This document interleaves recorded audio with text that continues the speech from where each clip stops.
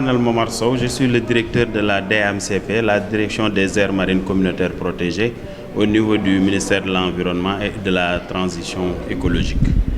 Alors aujourd'hui, on était réunis ici à un atelier de validation de la nouvelle stratégie nationale sur les aires marines protégées 2026-2030. Ceci est le troisième exercice, je pense, sur les 15 dernières années, parce qu'on a eu déjà une première stratégie 2014-2018, ensuite une autre qui était de 2020 à 2024, et ça a fait l'objet d'une évaluation avant de procéder à la rédaction et à l'élaboration de la présente stratégie qui est soumise à validation.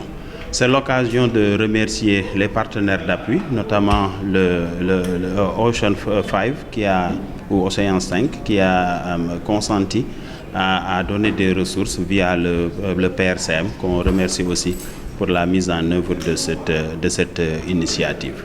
Donc c'est une stratégie qui est bâtie sur trois axes majeurs. Donc un axe qui est consacré à tout ce qui est fonctionnalité et gestion efficace des aires marines protégées. Une autre pour promouvoir tout ce qui est bénéfices socio-économiques et concilier conservation et économie bleue.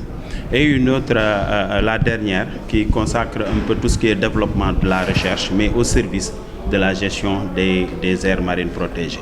Tout ceci pour un budget d'à peu près 10 milliards, un budget qui s'est voulu réaliste, parce que c'est une orientation majeure qu'on va avoir sur cette stratégie 2026-2030. Disons que là, l'État du Sénégal, via la DAMP, va sortir un peu plus en fonds marins. Si vous voyez la panoplie des aires marines protégées qui ont été développées ces 10 dernières années, elles sont presque toutes littorales.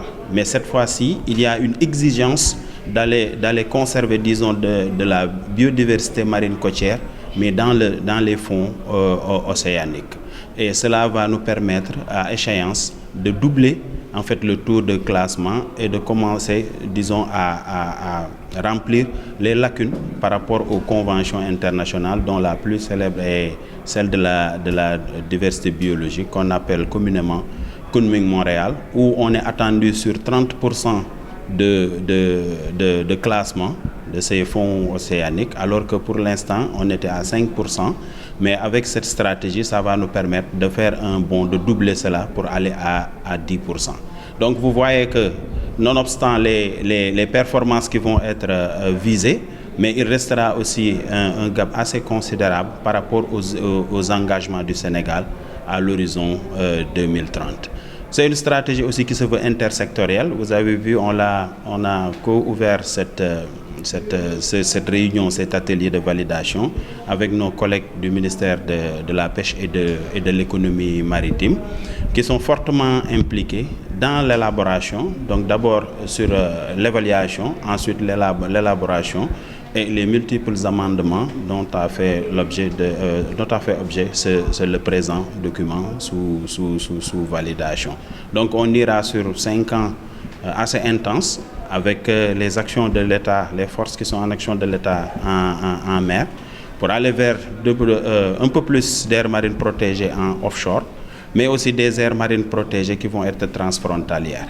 Des discussions ont déjà été entamées avec la Mauritanie lors du récent forum du PRCM à Nouakchott, entre nos deux ministres.